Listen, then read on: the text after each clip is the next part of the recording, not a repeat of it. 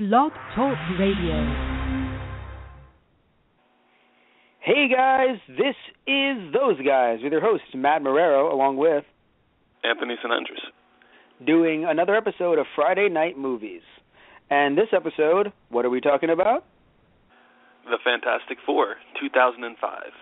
Yes, because I even forgot about the 1990 one, so when I thought about doing this, I was like, yeah, we're doing the first one, and then something hit me today, like, no, you're not, Matt. You're not doing the first one. I'm doing the first good one? Potentially, Matt. Did you see Doom's origin, Matt? It's like, yeah, I did. But you're doing the first one that's the lesser of all evils. Basically, right? We could have done 2015, but we're not there just yet. We'll get to it. I don't know when, but we're not there just yet. We want to start with something that's objectively good and or okay. Because I don't know, I know you agree with me here as well. I can't say that I hated this movie, and I can't really understand why someone would hate it. I can understand why they would hate things about it that maybe, when you add them up, turn into a cluster of hate. But I don't know why you'd have that huge cluster because, you know, we had Doom done poorly. Yeah. That's all I can really think of. Me too. I mean, I remember when you had asked me, you had originally thought that I said the movie was, like, terrible. But for me, it wasn't like that at all. I liked it. I didn't think it was perfect. It was far from perfect. I just think it was a good movie with things that could have been definitely done a lot better weighing it down. Only thing I can think of being done a lot better, of course, he's a huge part of the movie, obviously, is Doom. Because, you know, I look at everyone else, and it's just, you know, I think Ben's character design was done very well, right? I think that the fight scenes were done well. I think that, you know, here's the thing, right? I think at the time, people didn't like it because they thought that it was too dramatic, too much drama, you know, family drama, when they wanted them to be friends and happy-go-lucky and together. And I really want that as well, by the way. I would really love – I haven't seen Rise of the Silver Surfer yet, not sure if they're all fine and dandy there. But I'm just saying that it would be nice to – and I haven't seen 2015 Fantastic Four either, but I've heard they weren't all fine and dandy and it was pretty crappy. But, hey, we're not talking about that right now. What we're talking about is I would like to see a movie where they're all happy-go-lucky, family, just having one of their nice little adventures, right? But this is an origin story. You know, they're going to argue here and there. And I think, you know, jumping back to why people maybe looked at this and didn't like it, I think, at least for the, you know, the whole like, oh, there's too much family drama, it isn't happy-go-lucky enough. I think that, you know, this was before we had 2 out of 3 of our Dark Knight trilogy films because Begins came out in 2004. So this is before we had, you know, the second and the third film. And this is also before we had Man of Steel, obviously, Watchmen. So a lot of the more nitty-grittier kind of adaptations hadn't happened yet. Things like, you know, Mad Max Fury Road. Not saying it's nitty-gritty, but like, you know, this more of a different kind of realistic approach-ish.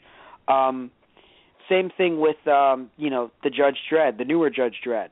Right, a lot of things that were a bit more like grr. Not saying that that's a bad way, right? Not saying like, you know, it's like you know. Not saying that that's this nitty gritty. You're like, we're grimdark. That's not bad. I'm just saying that it's before we really like always. It's not always bad. It was bad for Superman, but it's before we had these movies, right? Now, you know, we've had some grittier Batmans before, but still, you know, we also had some Adam West before. So we haven't had Adam West since, I think, you know, is the point. So we've kind of jumped into this nitty-gritty kind of area that we didn't have. Like, so in other words, Anthony and everyone listening, showing Fantastic Four like this, I think certain people were like, oh, God, you know, this is terrible. It can't get any worse. But as always, people find if there's a will, there's a way.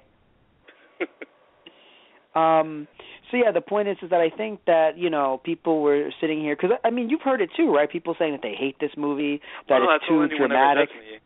When it first came out, I hadn't seen it. I didn't see it until, like, I think a month into the release. And everyone was saying, don't waste your money, it's so bad. I'm like, it can't be that bad. And I saw it, and I came out, I'm like, it really wasn't that bad. No.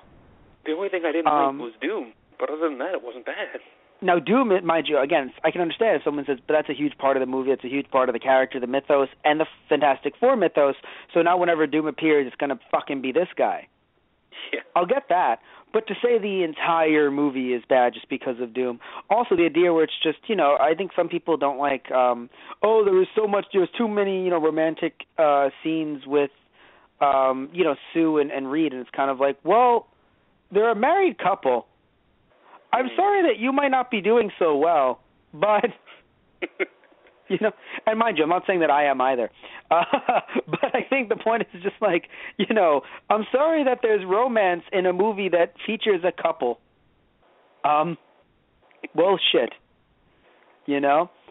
One thing that I will say, though, is, the way Sue's character was written, I think, was very interesting because at first I thought they weren't writing her well, and they were trying to write her as a quote-unquote stereotypical woman, and by that I mean what men think a woman is,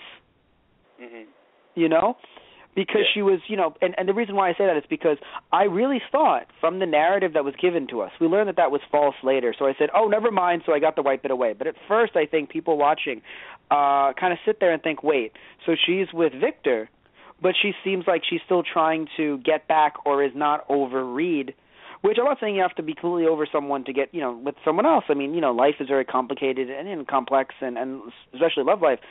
But the thing is that it threw me off because I sat there and I was like, wait, so you're really going to sit here and just go, Reed, you have to fight for me, even though I'm already with another man. Mm-hmm. That's why I was thrown off, especially with Victor saying stuff like, oh, take this to the next level. I sat there and thought, I didn't realize it was, we should start dating. It came off as, we should get married. We have been seeing each other for a while. Mm-hmm.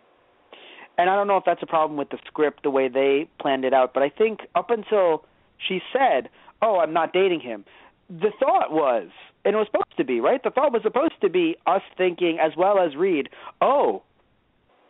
Sue and Victor, they're an item. Yeah. Which we did not realize. Oh, wait, no, they're... So I think now that it's like, oh, wait, she was single, it completely excuses that. Mm-hmm. Because, hey, even you look at Johnny's character, right? He, talks to all these girls all the time, and up until he talked to the girl with the boyfriend, really nothing that he did was, in theory, wrong. It was manipulative at some points, and it was horrible. Like, you're a horrible person if you're just in that elevator all day making it warm, right? But he is single. Also, by the way, his character was you can tell that they had a lot of fun writing him. Oh, definitely. Because he got the majority of the lines throughout the entire film. Mm-hmm. Like, it wasn't even like he was there for comedic effect. Everyone else was there to back up Johnny's comedy. Pretty much. Which, that I'll say, I think can potentially hurt a film. Now, I love Johnny and his comedy, so I love the film, I think. Or at least I love those parts of the film. But I can understand if someone thinks that it's a bit too much, because it actually did feel like, it's funny, when he goes, oh, I'm the leader. And they're like, no, but seriously. Well, it felt like he was the charismatic leader, because he's the one in the spotlight 24/7, even in the Fantastic Four movie. Mm-hmm. Like, it's fine if you want to portray, like, oh, he's in the spotlight in the media because he goes out. But he really, like, if you look at that movie, I'm pretty sure it's about 60-70%, wow, I can't remember, Chris Evans, featuring, everyone else. It felt like it was, and if you're going to tell me, no, Matt, come on, 60-70, that's a lot. Okay, fine then. I'll give 40 or 50, which is a problem when you have 3 other cast members as Fantastic Four, and you are pulling in 50. Because it felt like a lot of time was devoted to it. No, definitely. But do you feel like, how do you feel about that exactly? Like, I know you liked the scenes, of course, with Johnny. They were very fun. But do you feel like it took you out of the film, like it was detracting you, or do you think like, no, I love Johnny? I mean, I think they could have done it with a little less, or if anything, just even it out with the rest of the characters getting more time. I mean, I know obviously there's time constraints with the movie, but I can't say that I would cut certain scenes out because I enjoyed all of them with him. Yeah. And my particular favorite was in the elevator when he was coming down. I think he was coming down and Ben was going in. And he just goes, Ben, look. And he takes out the thing figure and pushes the button, and it goes, it's clobbering time. That was the best Well, that was good because at the very least that scene included others, at least. Mm-hmm. But what's interesting is it felt like he was always getting the spotlight in scenes with others, which isn't the worst thing in the world until he also gets his own scenes. Exactly. Yes. One thing that I think was a bit too gratuitous and really stupid. Now, this is where I'm sitting there and I'm like, really? You get, it's Jessica Alba, right? Yeah. You get Jessica Alba, and the first thing you want to do is have her take her clothes off. Now, what I mean by that is, here's why I have to call it, right? Mm-hmm. If she was able to, if they had, because maybe I missed it, and please tell me if I missed it. It seemed like it was like, oh, I'm going to either cause a distraction or trying to get by security. I'm going to do something to help. No, she just took her clothes off, got invisible, and then the two of them went past security. Pretty much. So they end up just meeting up later. Like, it was like, wait, I'm confused. Like, because, okay, if I think maybe Johnny walked away, but it looked like it was just Johnny and Reed together, and then her walking naked, invisible elsewhere, and then they meet up again, and it's just like, hey, Sue, hi. And I was sitting there like, wait, are you serious? Yeah, pretty much. Now, am I going to sit here and say that I did not enjoy Jessica Alba, and no, I'm not going to say that. I'm not going to sit here and say that I didn't enjoy seeing Jessica Alba that way, or the funny the shower scene. Just, can you knock? Sorry. But I will admit that I think it was stupid because while I think we did see her and Reed and Johnny wasn't with them, so I think it was implied that they all split up to try and sneak in. Yeah. But it came off as, you get naked and walk away. We're going to be men over here who are not naked. And then, oh, happy to find you. Now you're not naked. Pretty much. It felt a bit too gratuitous. And mind you, I'm a person that has no problem with violent or potential nudity, in gratuitous forms. I'm just thinking more so that, she's an invisible girl, and it kind of felt like it was, wouldn't it be, it's like, oh, to get truly invisible, she has to take her clothes off. And it makes sense. It's true. Mm-hmm. I'm just saying that, like, if those two guys were able to sneak through security or get through security somehow by going, excuse me, flashing like an ID, you're a man, of course, right this way. Like, why did she have to take the naked service route? Oh, definitely. So, yeah. Also, by the way, fuck Ben's wife. Babs? Fucking hate her. Yeah, I know. Me too. I know it was real. Some people would actually do that shit, and it's so horrifying. Where it's just like, they're like, oh, till death do us part. It's just like, no, you're not. You're a fucking asshole. But I think what pissed me off, though, more was what Reed did. Definitely. You don't even know what I'm thinking of. Which scene? Because I have a few. Oh, so, she, Babs, right, Ben's wife, she drops the ring, right, and Ben can't pick it up, and fucking Reed gets down and proposes to Ben on the spot. Like, the dude just got dumped. Thank you. And you're just going to pick up the ring and just give it to Ben? And before anyone's like, Matt, you're looking into this, his first words were, I promise. Motherfucker started reading vows. You know what the best thing is? What? You know what the best thing about you saying that is? Please tell me that's your notes. I was rewatching the movie earlier, and I thought to myself, we're going to make a bit out of this somehow on the air. And I guarantee you it's going to start with him going, Reed proposed right after she drops the ring. And sure enough. Because I never noticed that before. I don't know why I never noticed it before. But I'm just watching it now. And literally it's like, oh, Ben can't pick up the ring. Oh, by the way, this movie was on TV a while ago. I don't know if you caught it after Monday Night Raw. I was doing a podcast with Satish Ram, another one of our podcast buddies, and it was on right after Monday Night Raw, and I had it muted, of course, because we're doing the podcast. But I was looking at it, and I was like, oh, wow, because I remembered some of the funny scenes, and it was hard to podcast. I think I mentioned it either on the air or after the air. It's hard to podcast when you have it muted, so you're like, oh, Matt, you can't actually, read any, there's no subtitles, there's nothing to indicate what's going on. But I'm just trying to talk about WWE Monday Night Raw, and we have this scene on where it's just, I'm sorry, you're going to, they couldn't do anything about it. And he's like, what is it? And we're all sitting there thinking, oh, God, he's going to be the thing right now. Mm-hmm. And then, boom, it's just his normal face. I was so pissed. I was like, fuck you, Johnny, that's great. But anyway, so I'm happy you have the same thought, though, in terms of the marriage proposal. Yeah. Where he starts reading his vows.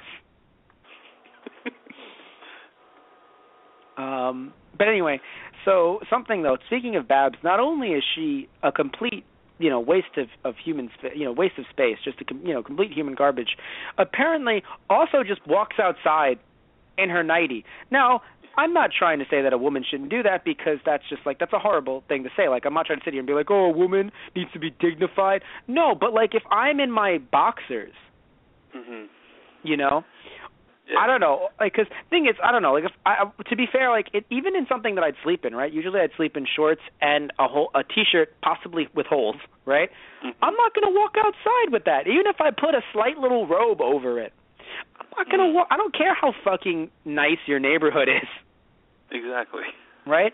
I'm sitting there and I'm like, and it sucks too, because I don't want to sit here and just be that guy that's just like, gratuitous nudity, it's just gratuitous. No, again, believe me, I'm just okay with that.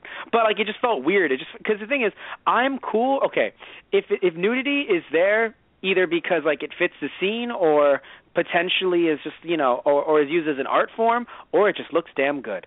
But usually I like one of those three to combine. And I'm not going to say it didn't look good. I'm just saying that it felt like some of this nudity went against logic, and that's why I didn't like it. Because if you kind of flow with logic, where yes, okay, when she ran and she was like, oh, I can't believe I'm doing this, right? And she took off her clothes. Yeah. That wasn't gratuitous, in my opinion. That made sense. It's just your paparazzi. If you were a celebrity and paparazzi were coming after you, and you could actually turn invisible, fuck yeah, you're gonna get naked. It just makes sense. Yeah. But earlier in the movie, I wasn't a fan, and with Babs, I wasn't a fan, because it's just I have something nice for you, and then it's just oh, could you come down here, sweetie? Okay, sure. Comes out full nightie with a slight robe. Not even right outside the door, just across the street. Good God, woman. But yeah, so let's talk about some of your notes. What do you have? What would you like to say? Not about Babs, but unless you want to comment on Babs. How do you feel? Well, I actually want to pose a question real quick.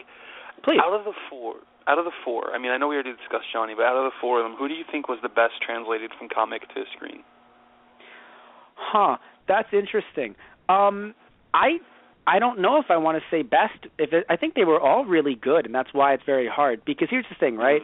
Reed, I don't know, maybe it's because I've read some newer Fantastic Four stuff, or newer stuff with Reed, and he was influenced by some of the media. But Reed in here seemed just as much of an aloof dick, like in the comics. Yeah. Very aloof with it. Doesn't mean to be that way, but he'll just say things like, oh, you need to learn to control yourself better. Do I? Oh, yes, that fiery temper of yours, you always had a problem with it. It's kind of just wow, Reed's a dick, but he's sitting there completely aloof to the fact that he's a dick. So I'm that seemed normal, right? The Sue, interestingly enough, I haven't seen much of new Sue, but I feel okay, again, the whole stereotypical woman thing that I mentioned earlier, that thankfully we were able to overturn as it went through later, felt more of a comics 1970s Sue that I could see. I could see Sue saying things like, you have to fight for me. Sue, you're with another man. You have to fight for me, and that's why we're not together. We're not together because you're with another man. Right? That felt very much of an older, not current, modern-day woman kind of character. So, yeah. But then I think as we went on, she just felt it's funny, some people would say that the Sue was generic, but again, maybe some of the Sue that I've read, she doesn't stick out to me as this, I don't think, okay, generic but strong, because Sue was strong. And I liked that she was strong. You look at Thing, and I think Thing was done very well. Yeah. He might be That's the best, the reason I think, asked, because I actually found him to be the best one out of all of them. Most definitely, because he just has all this anger, and also another thing too. Again, this is an origin story, so you're going to have to have him have all this anger. And even though he's gotten better in the comics and more okay with it as he's gone along, he's not exactly smiling every time he's called Blockhead. So there's a lot of anger with the Thing. Exactly. Yeah, and I like there's a lot the going on with there. I think her name Alicia, or am I thinking of the wrong name? I feel like it's Alicia, but I'm probably wrong. I actually loved the whole thing between him and Alicia. I thought that was great. I didn't actually think they were going to do it in the first movie. I honestly thought they were going to save it for the second, but I liked that they put it in there. And I think that actually helped me like Ben's story in the movie a lot more. Mm-hmm. I was furious only because after having the Deadpool movie taint me, it tainted my... So literally, like, because I think many people here have seen the Deadpool movie. If you haven't, please go see it or wait for it on DVD. I'm not spoiling something for you because you've seen her in the trailers. So Al is in the movie, Blind Al. Mm-hmm. And at one point she tells Wade in the Deadpool film, she says, and also we've talked about the Deadpool film before, by the way, so definitely check it out in some of our earlier Friday Night Movie podcasts. So anyway, so Al said to Wade, she goes, no, you can get your girl. Don't worry. Love is blind. And Ryan Reynolds looks up at her and goes, no, Al, you're blind.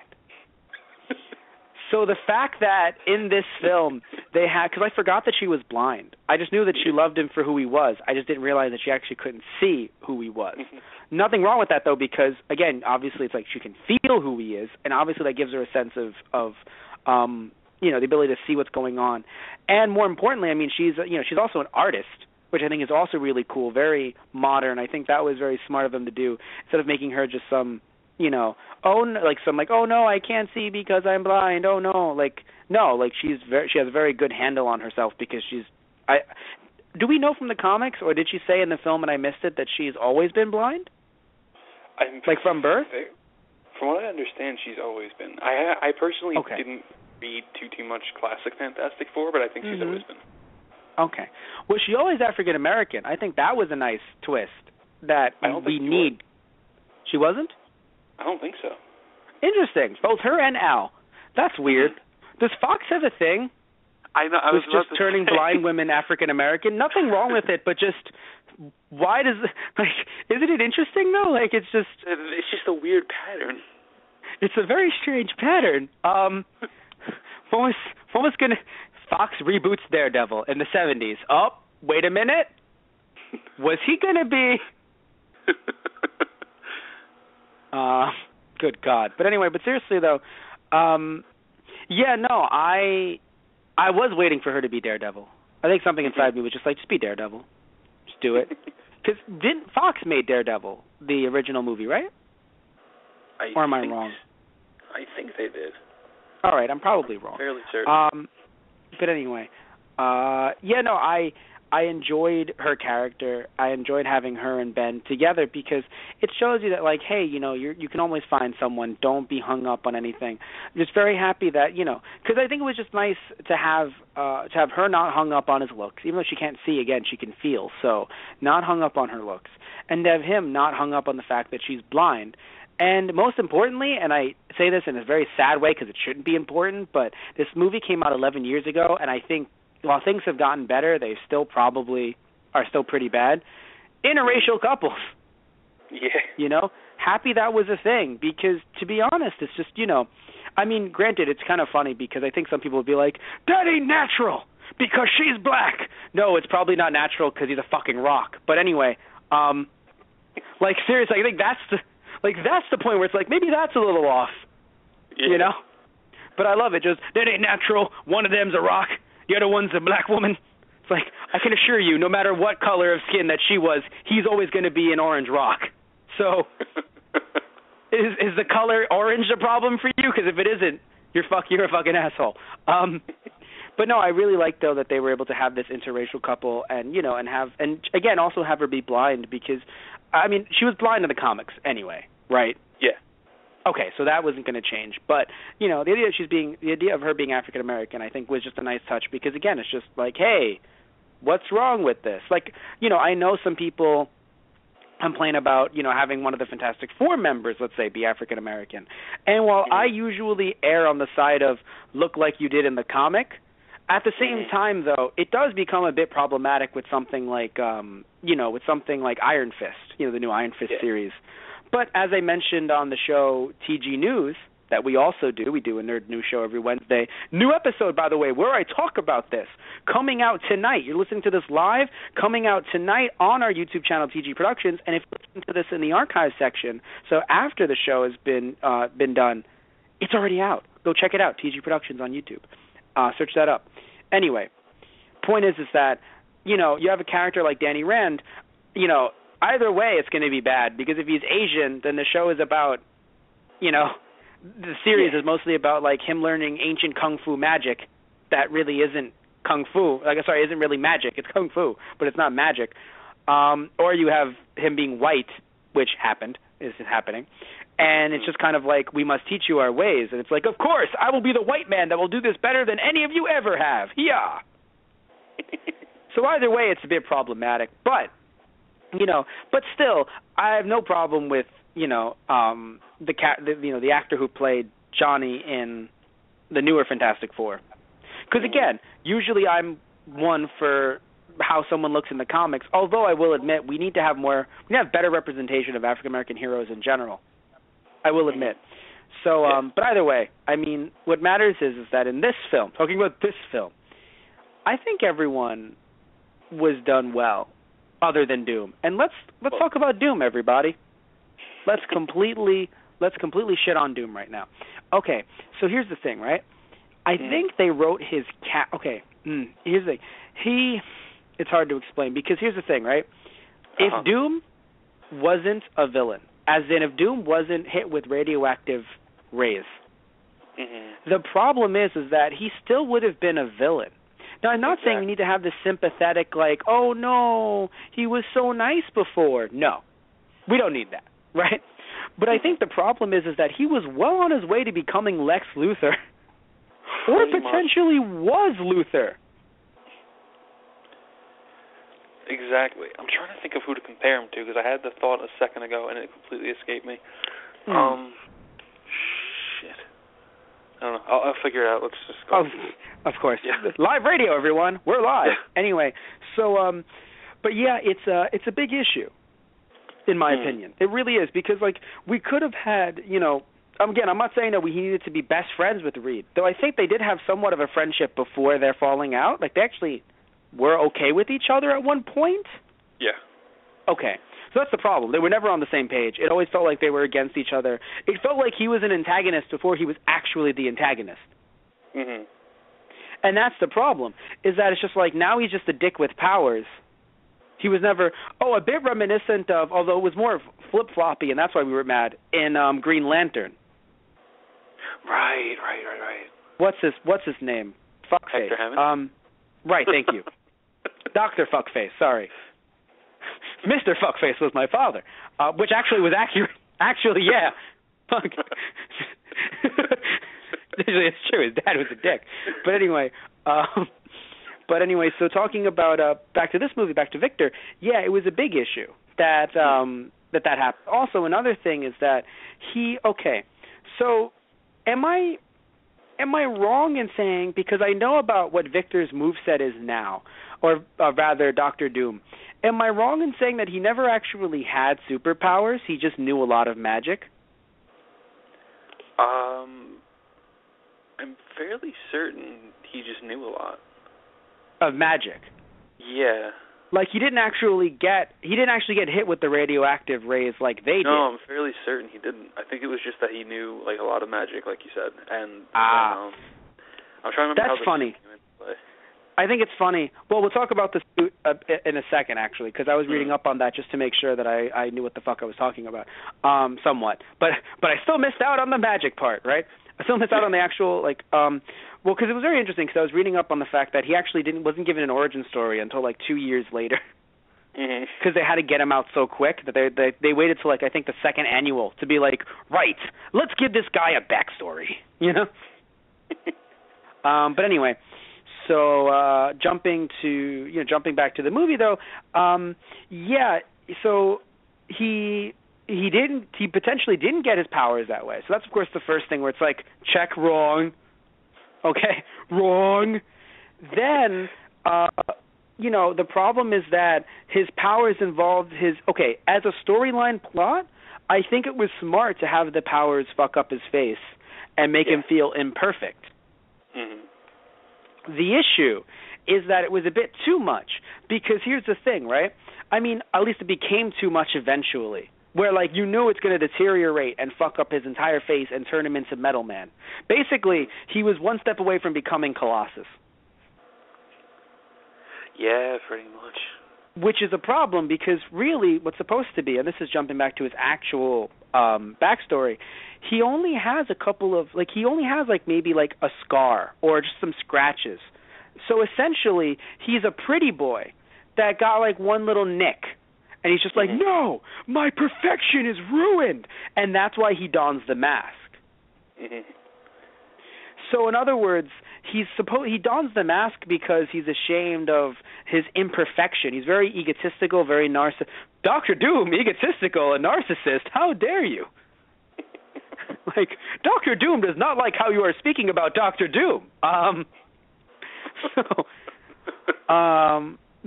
Another thing, too, by the way, is that, Latveria.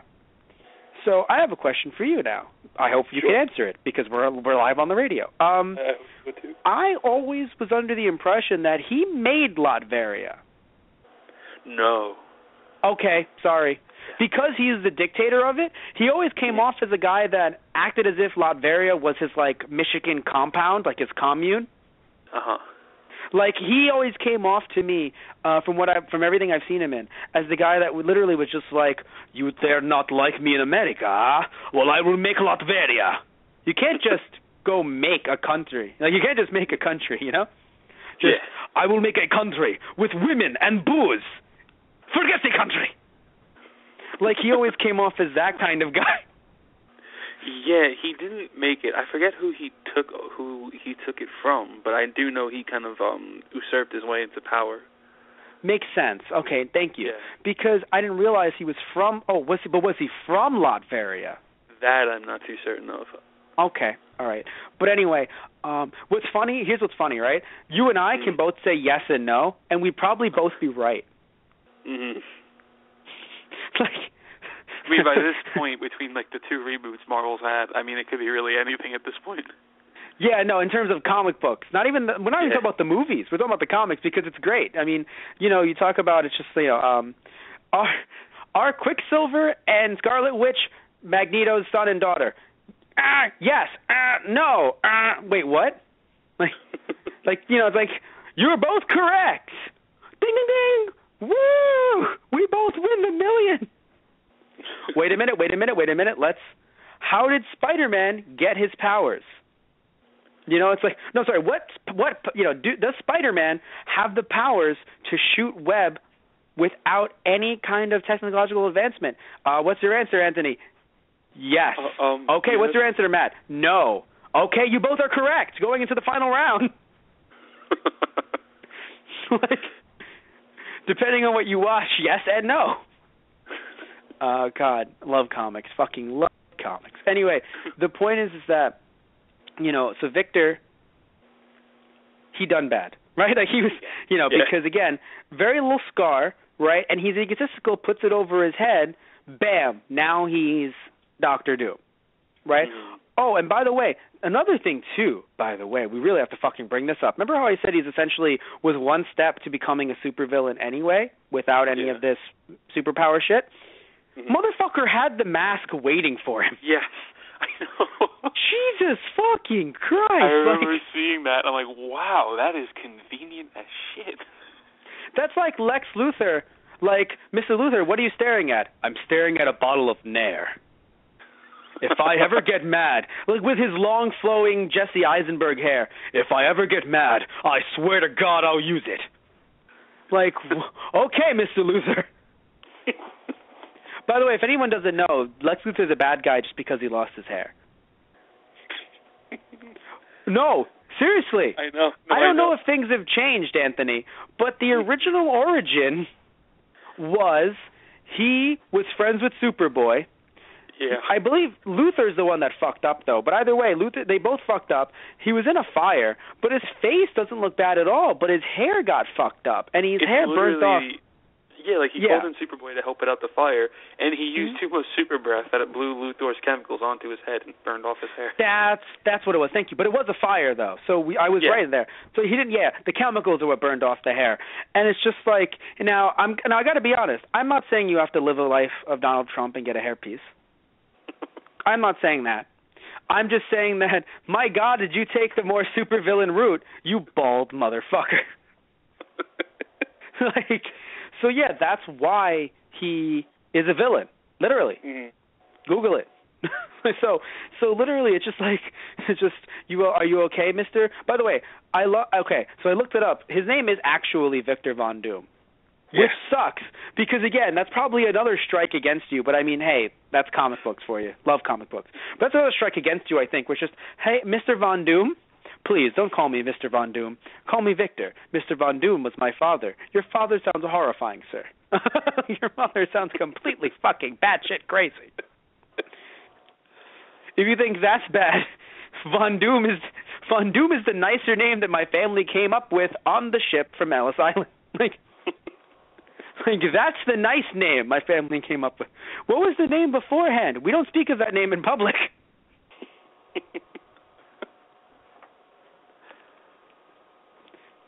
Was it too long? Is that why? So, yes, it was Victor Von, I'm going to fucking kill your family, Doom. I can see why they changed that. As would I. But yeah, no, so... I mean, anything else you want to comment on what was fucking stupid about Doom? We have the time. I mean, I don't think we have enough time, but sure. Okay, please, go on. I mean, most of it is pretty much already covered. I think the other thing that I hated the most would probably just have to... Wait a minute. No, I'm sorry. I was thinking of the second movie. Never mind, let's move on. Oh, no. Wait, Doom appears again? I would have never guessed. No, here's the funny thing, right? All jokes aside, I would have never guessed. The movie's called Rise of the Silver Surfer. You're addressing my problem without me even bringing it up, basically. But anyway, what about this movie? Let's talk about this movie. Yeah, it was pretty much every problem I had with him was pretty much addressed already. It pisses me off because he's one of my favorite Marvel villains, and it just seems so hard for them to get him right. We could say this much though: he was egotistical. Sure, he didn't. What? No, that's a good thing. Sure, he didn't call himself his own name, but it would have came with time. I think it would have came with time. time. Happen so badly. But he was very egotistical, so that was nice. He didn't have an accent, which was weird to me because I'm okay with him not, like, okay, let's say I hear someone, like when I think of Latveria, I'm very sorry if I'm getting it wrong, but I think of The Real Place, because Latveria is not real, right? I don't believe so. Like Wakanda, like they're not real. No. But when I think of Latveria, I think of The Real Place, Poland, for some reason, right? So I understand it's, when I hear someone speak and they're Polish, they don't have a thick accent, in my opinion. Maybe I'm wrong. Maybe, because some of my students that are Polish, they can speak, they'll say certain words, and I'll be like, oh, okay. But, like, they don't speak with this, this accent where I'm like, you are from Poland. Again, maybe I'm the one that's wrong. I'm not from Poland. I'm Cuban, Puerto Rican, So, like, I don't know, maybe it's just me. But the point is that, I don't hear a heavy, thick accent and go, yes, Poland. Right? Or, some words will slip through and I'll go, oh, what's that? Right? But I don't hear. So, like, maybe that's what they were trying to go for, like, not this huge, thick accent. But really, he just came off as, like, bland American. Now, I know he's, cream of the crop, head of his company, so sometimes people work to get rid of their accents. Yeah. But I don't know. Like, it just felt like he didn't have an accent, which was really weird because, it just feels weird having the mask on him and being like, I am Victor Von Doom. No, definitely. I am going to kill all of you. Right? No accent. Also, by the way, did you notice that the ADR work was shit? Yes. Now, definitely. if anyone's confused, right, what does that word mean? Not the Alberto Del Rio work. Any wrestling fans? I got that reference. Anyone else? I'm still so confused. What is he saying? The point is that when I refer to ADR work, just the post Like, okay, in post-production, they'll have people dub over some lines. So I assume that they had the actor for Doom saying everything in the mask, because they usually do that. But they'll mute that out, and then they'll have him re-record in the recording booth, right? It happens with anyone, even if you're not wearing a mask sometimes, you know? Like, let's say, Chris Evans is talking, and, you know, there's a picture. It's either a wide shot out, or maybe it's, you know, back of his head, whatever it might be, right? Long shot, whatever might be going on. If Chris Evans said something funny, and they didn't catch it right, or literally post-production, it was like, you know what? This would be a funny line.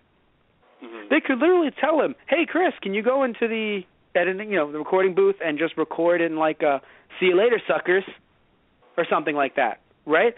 And he would say that, don't lie. So you would say, oh, dub this over, dub that over, and it's been going on for years, right? And it still goes on to this day. The point is that for getting the actor for Doom to do it, you have to give him, he has a fucking mask on. So even if muffled sounds bad, right, or it's a bit garbled, well, you have to do your best to make it work because the motherfucker's wearing a mask. Yeah. I'm not going to put my hand over my mouth right now and try to talk to you guys and have you guys, and you guys can sit there and be like, oh, he sounds just like this still. No, if I did that, I would sound like this. I don't know if any of you heard that, frankly, because it's over my fucking mouth. What's the point of that? Yes, obviously you can't have a movie where he's unintelligible, even though that would be fucking hilarious. Why did he kill him, sir? I have no idea. Couldn't hear shit. But like, why did he kill him? I don't know. Something, lot, something. Like, lot, either it's about us or maybe there's a lot somewhere here. I don't fucking know, man. Do your fucking job. I don't know what my job is. What do you mean you don't know? Doom hired me personally, and I don't know what position I'm in. The post-credit scene is all of them sitting around like a monitor, security camera, trying to understand and interpret everything. Basically, like literally, it's just like, actually, guys, this is the break room. Oh, whoops! Like, I think, well, that's why we're monitoring Jerry Springer right now. Okay, makes a lot more sense. I was wondering why so many people were fighting in Latveria. Anyway, so the point is that, all jokes aside, yeah, like, I understand not having a muffled fucking, but you still have to do something here and there to show that there's a difference between I am speaking normally and I have a mask on. Like, like even, I mean, you look at fucking, you look at the Raimi. Damn, I knew I was saying something wrong. Raimi, the Raimi Spider-Man films, and Peter Parker had a bit of a muffle on him. You know, like Tobey Maguire had a bit of a muffle when he put the mask on. Now, again, it wasn't too unintelligible, but there was a muffle on it because the dude's fucking wearing a mask.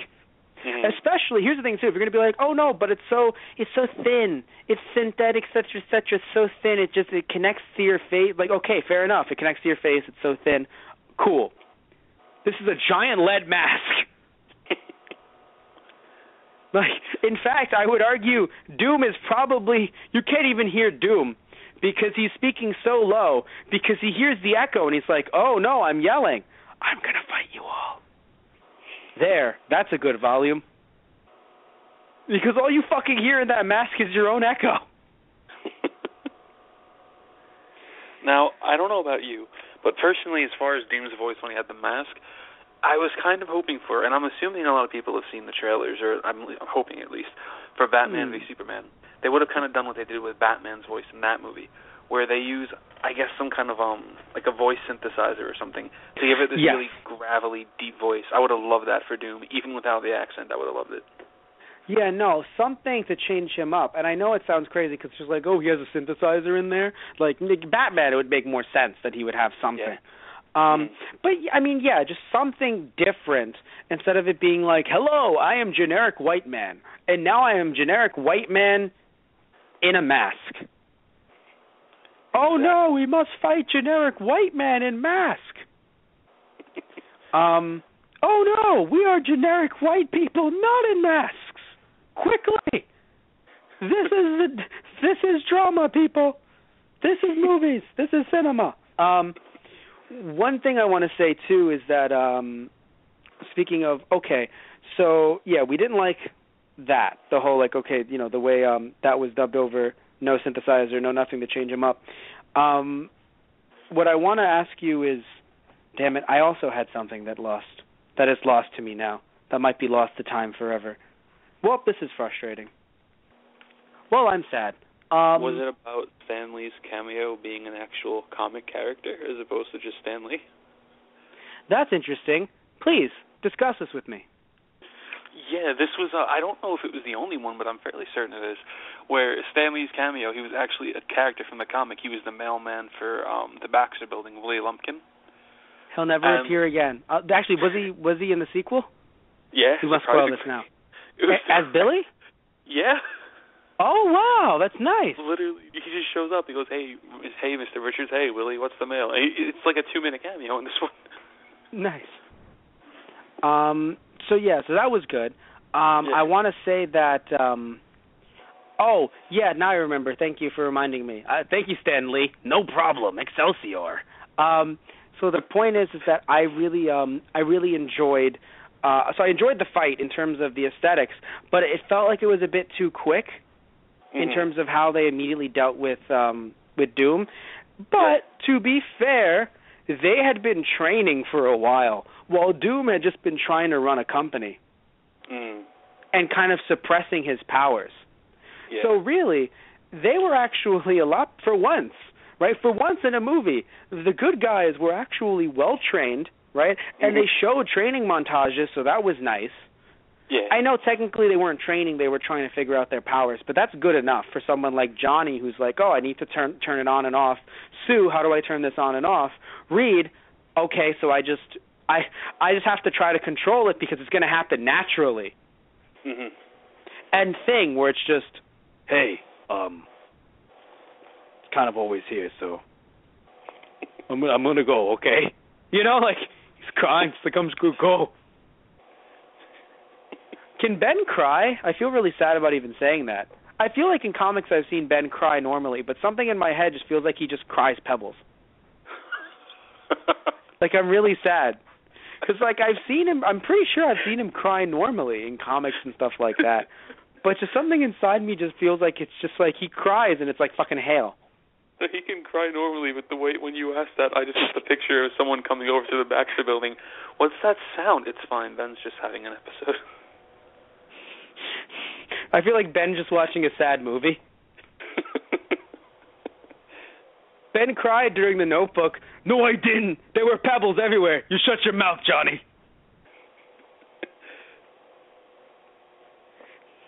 Heated them up, had a nice little sand resort. Shut up, Johnny. Good God. I feel like Johnny would turn Ben's pebble tears into a sandy beach in the building because he can't leave, so he just brings women in the building for tanning purposes. Yes, tanning purposes. I got to be honest, that's people sitting around, that sounds so stupid. Nope, it's actually the plot for the newest Civil War. No, it isn't. I'm kidding. The Fantastic Four aren't involved in anything anymore. Are they still dead in the comics, or I'm actually lost on that? Okay, first off, thank you for spoiling it for everybody. Don't worry, if it's been 6 months since they've been quote-unquote dead, they're probably alive. What I can tell you is that I know that they don't have a comic right now because of it's funny. This movie, again, people thinking at the time this was terrible, everything was wrong. I'm pretty sure they did not cancel, they being Marvel, cancel a series because of this movie. Nope. They actually promoted the series more because of the movie. Thinking, it'll, sell well, whatever. For some reason, this time around with Fox, they canceled the series because of it. Yeah. I'm not saying it was right. I'm just saying, like, my God. Mhm.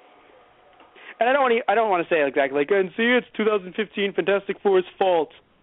All right, I'm not saying that, but it happened, and we all know who to blame. Yeah. Now,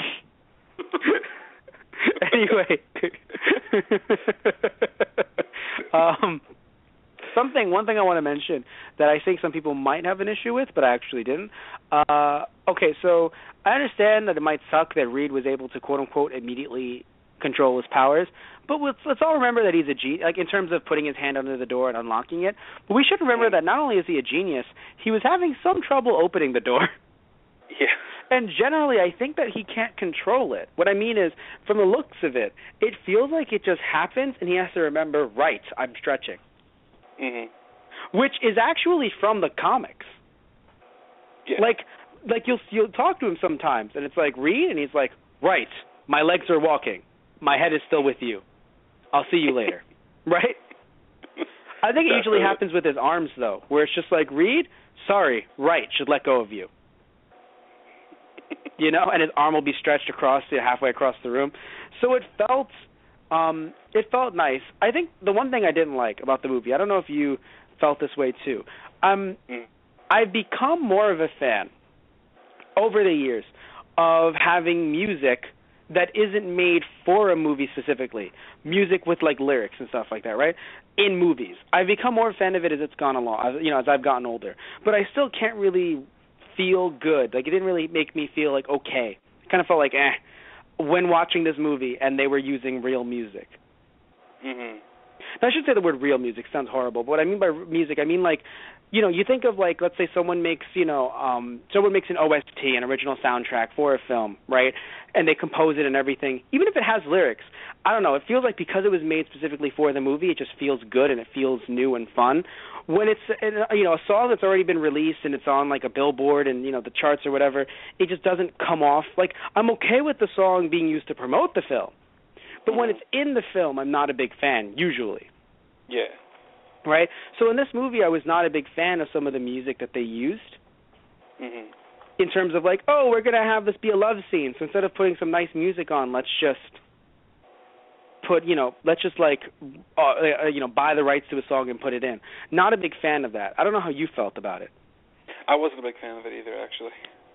Yeah, the only time I think I've seen it work, even like, because when I think about it happening recently, and I don't want to put I don't want to sit here and just like go, the Deadpool movie's so great, but it worked very well in the Deadpool film because it was done as a joke. Definitely.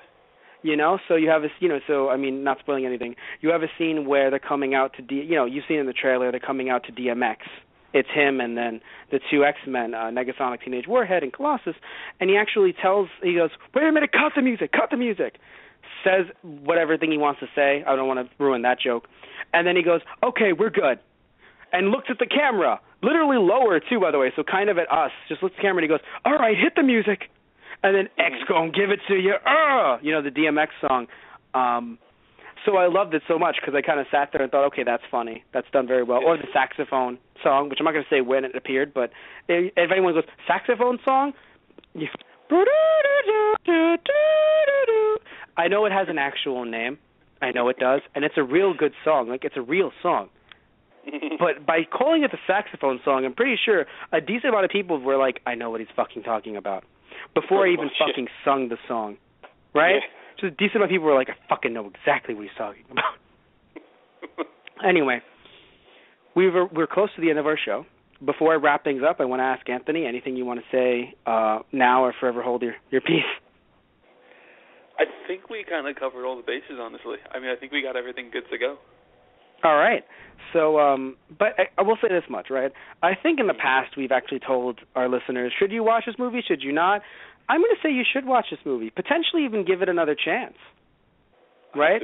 I think if you've seen this already, you may have been blinded by by everything going on at the time. But I think now with all of these darker, grittier reboots, or these general movies, these darker, grittier movies to the point where it's just, people make jokes about it a lot, but it really feels like if they ever think of making a live-action My Little Pony, it's just, and after the Pony Wars, only one stood strong. Fluttershy. And literally Fluttershy's like, my name isn't Fluttershy anymore. It's Flutterdy. Like, I feel like, no, because that's the problem is that, like, movies, like, the idea of just we have to cash in, and now especially with the Deadpool movie doing so well, you can bet your ass a lot of companies are going to sit there, a lot of, studios are going to sit there and go, so rated R is the solution. Mm-hmm. No. the solution is having something be accurate to its comic book, you know, and good. So yeah, I will say though, you know, obviously I can understand if someone says this was an origin movie. I don't like watching origin movies. Fair enough. But overall, I do think that this movie was worth it. Next week we should be doing Rise of the Silver Surfer. Oh boy. Yeah, now that's a good. Back to our really bad MO. I mean, we did Deadpool last week, and then we're doing this. It's very bad. We're not sticking with our bad films. Anyway, we'd like to say thank you all for listening in. Before we cut out, obviously, we mentioned our YouTube account before, TG Productions, with TG News on it. We also have our Those Guys Play channel, right, where a lot of our Let's Plays are on there. I know that you and I, Anthony, we've played some games before, but also tomorrow, if everything works out well, tomorrow we have Season 2 out already for Those Guys Play, where myself and Satish Ram have already played WCW Backstage Assault. But tomorrow, if everything works out well, you and I will actually have our episode released, episode 3. 2 and 3 as a double release, and you and I will be playing Marvel Rise of the Imperfects. Interestingly enough, that it's happening right around the time that we do this podcast. Not planned at all. Nothing, I can assure you, was not a plan. But planning? What is planning? But yeah, so Those Guys Play, we'll be having our Those Guys Play Season 2 come out. Also coming out soon, some more episodes of you and I doing Those Guys Play Star Wars Battlefront as well, which I've done with Tristan Walter, who's captured by the Empire right now, and you, who is training me into the ways of the evil Empire. You're making very good progress. Thank you. I'm trying. Order 66, a lot of people today. Really good stuff. So anyway, also we have my series, Matt Beats Games from His Childhood, where I am Matt, who beats games from his childhood, currently beating Mega Man X on a weekly basis while I play Mega Man Mondays, or post it on Mega Man Mondays. So yeah, good stuff. Also want to mention we have merchandise as well. You go to cafepress.com/TGOTR merchandise.